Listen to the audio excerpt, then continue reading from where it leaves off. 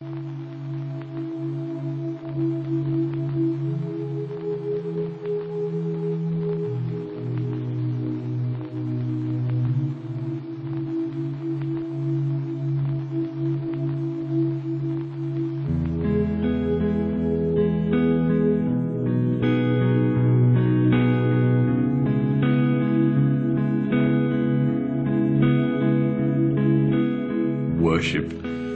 is saying thank you to God and giving Him everything, because, man, He gave it all.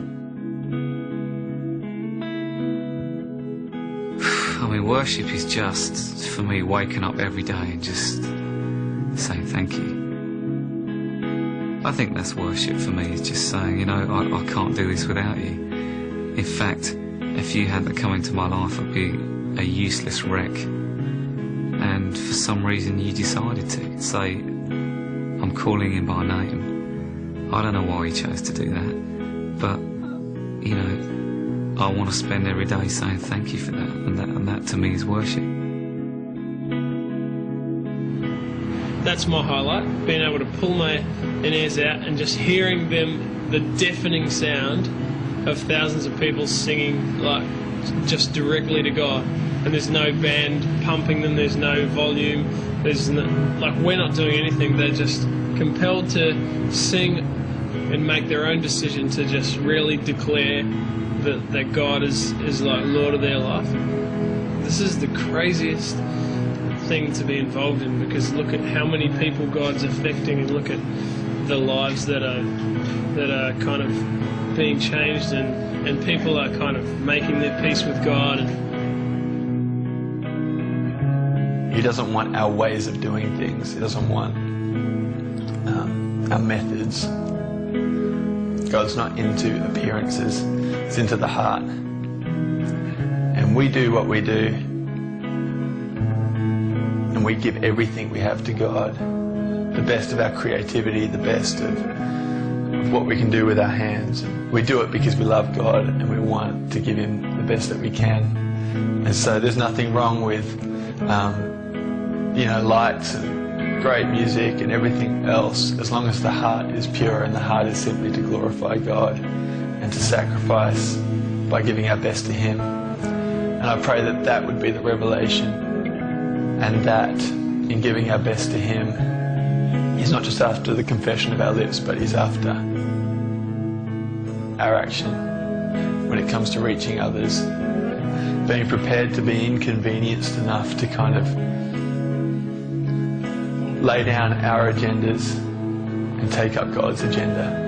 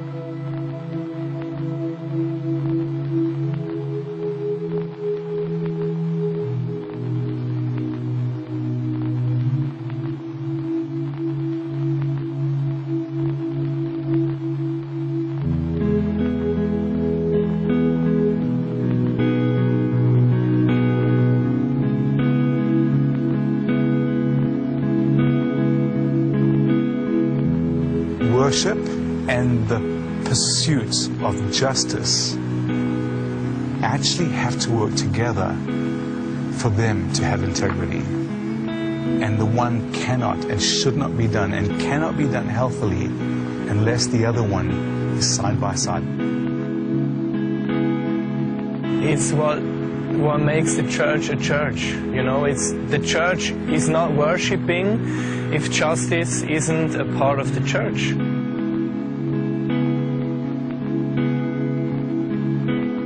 People aren't so different as we think. People aren't so different. Cultures are different, but we're all people, and every soul has the same need, and every person wants to feel valued and wants to feel loved and significant and have dignity. Well, as a band, we've been going to quite a few nations and seeing some real extreme poverty, you know, in the age of, you know, kids in our world having iPods and telephones by the age of 8 years old. And there's people that just literally cannot put food on the table and are digging in a scrap heap for food. You think, well, I don't understand how this can all happen on the same planet. There's something wrong here. There's something majorly wrong if this can coexist. They're the things that have touched us as a band. They're the things that we come away with going, actually, no more. We can't just carry on singing our songs.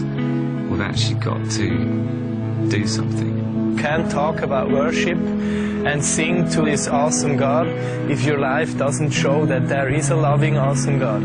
So church without bringing justice to the community isn't worth called a church.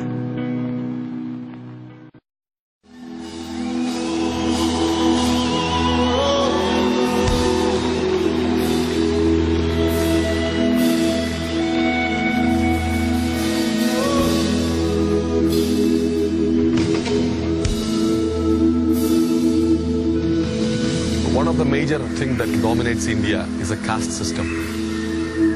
The majority of the people of India are the people of the lower caste. People of the low caste, they don't believe that they are worth anything. Some parts of India, they are told that they don't even have a soul, they're just objects. They're like animals. They believe that they are not worth anything. So why take care of something which is not worth anything? Why educate something which is not worth anything? Why be hygienic when you're not worth anything?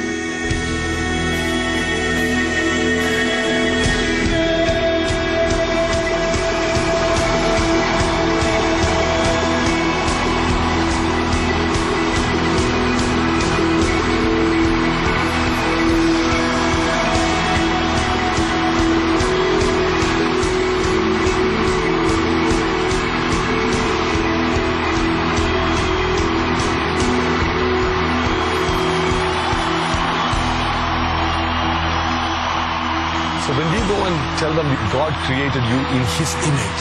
This kind of blows their mindset up.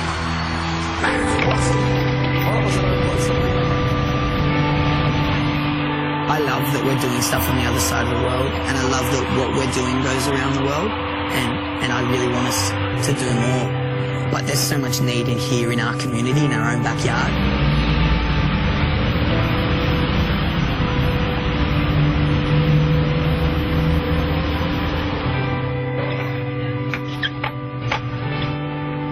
So my job, what I do, is I work with kids in our community, just around the corner. I want to be a church, I want to be a youth ministry, I want to be part of a youth ministry that says wherever there's a young person who's hurting, wherever there's a young person, you know, that needs help, that we'd be there.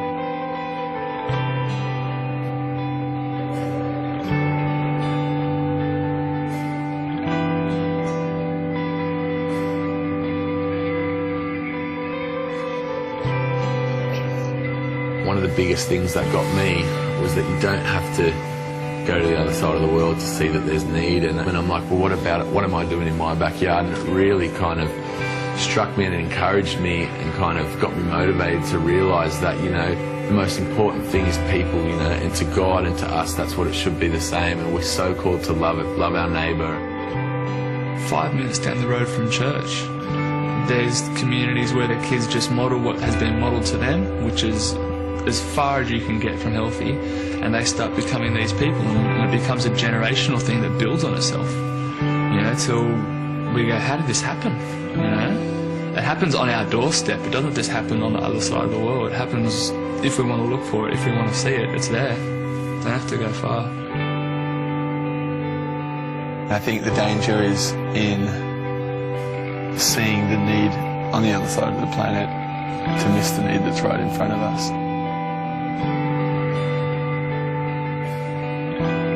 Whether it's in Africa, whether it's in Asia, whether it's in South America, or whether it's here in Australia or in Sydney, as long as we're preaching the gospel with our actions, then I think we're fulfilling the Great Commission, which is to go out and make disciples.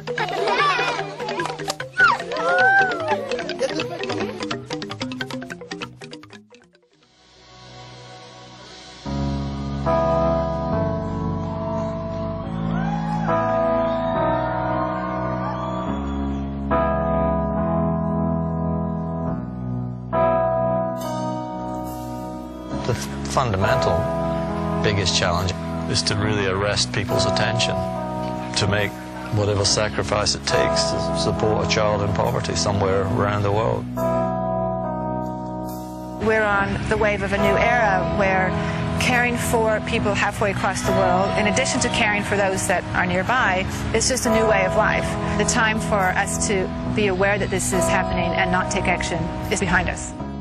I don't think that it's fair for us to have people who cannot even afford an exercise book or a pen or something to wear to be able to go to school.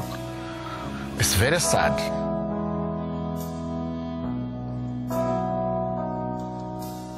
Left my fear outside the room. I hear you speak, you won't let go. I fall to my knees as I lift my hands to pray. God, have a reason to hear again the Father's love that draws me in. With all my eyes will see His glimpse of Him. And all I need is You.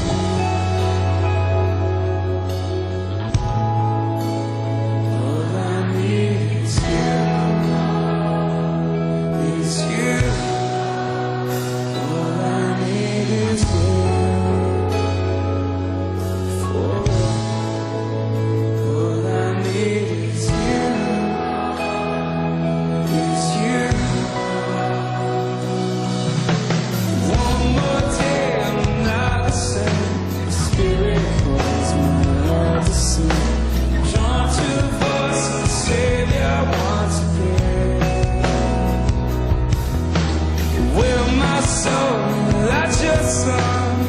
There's life to save the earth. Rest in the thought of watching over me. All I need is You. All I need is You, Lord. Is You, Lord. All I need is You.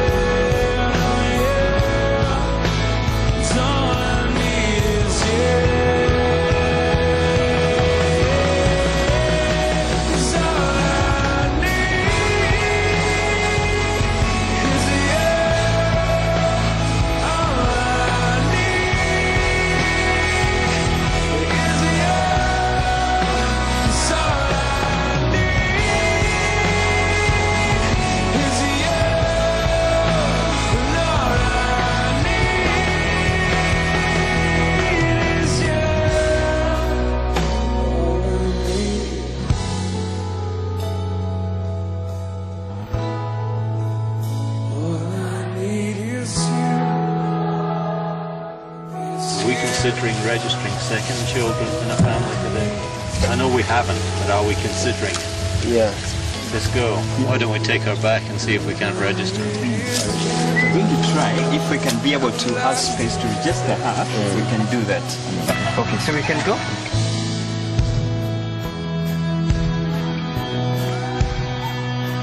All we need is you, Jesus. You save my soul. You make me whole. I'm new because of you, Lord. You are the universe. You are everyone on earth. And you are the universe. You are. Yeah, you are. You are the universe, and you are everyone on earth. You are the universe. You are.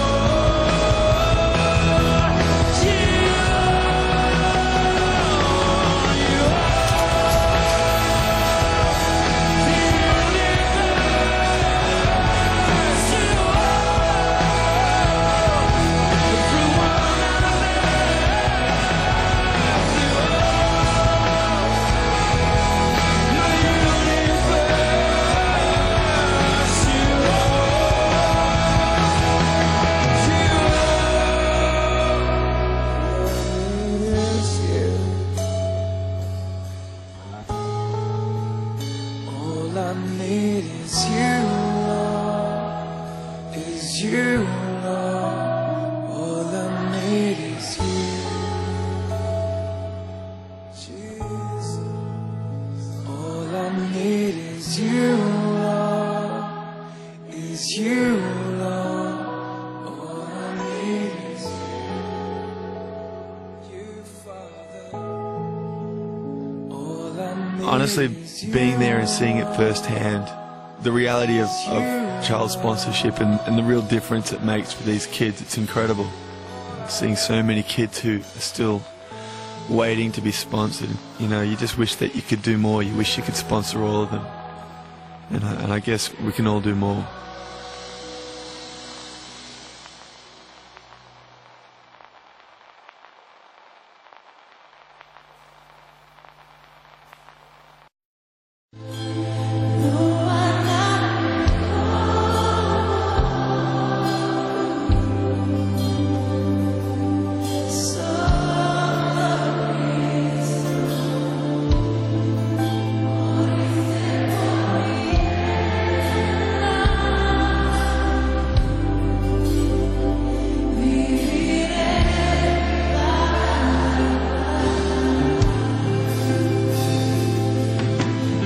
Each time a man stands up for an ideal, or acts to improve the lot of others, or strikes out against injustice, he sends forth a tiny ripple of hope.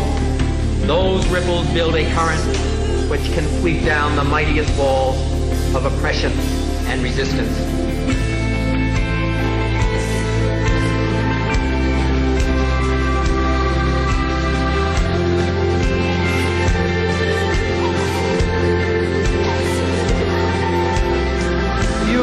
Greatness to bend history, but each of us can work to change a small portion of the event, and then the total, all of these acts will be written in the history of this generation.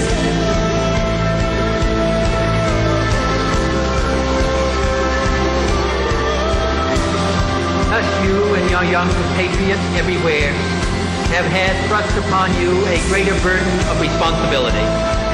I believe that in this generation, those with the courage to enter the conflict will find themselves with companions in every corner of the world.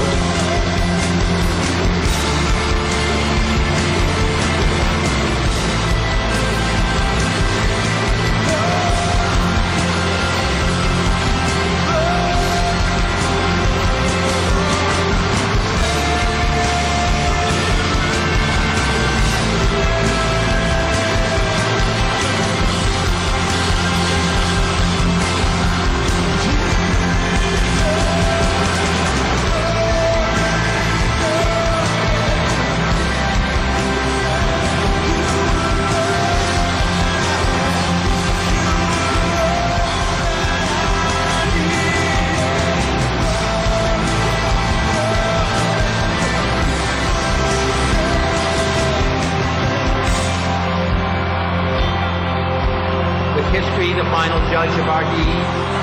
Let us go forth to lead the land we love, asking His blessing and His help, but knowing that here on earth, God's work must truly be our own.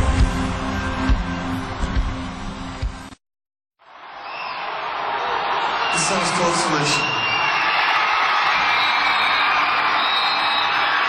'Cause it is not you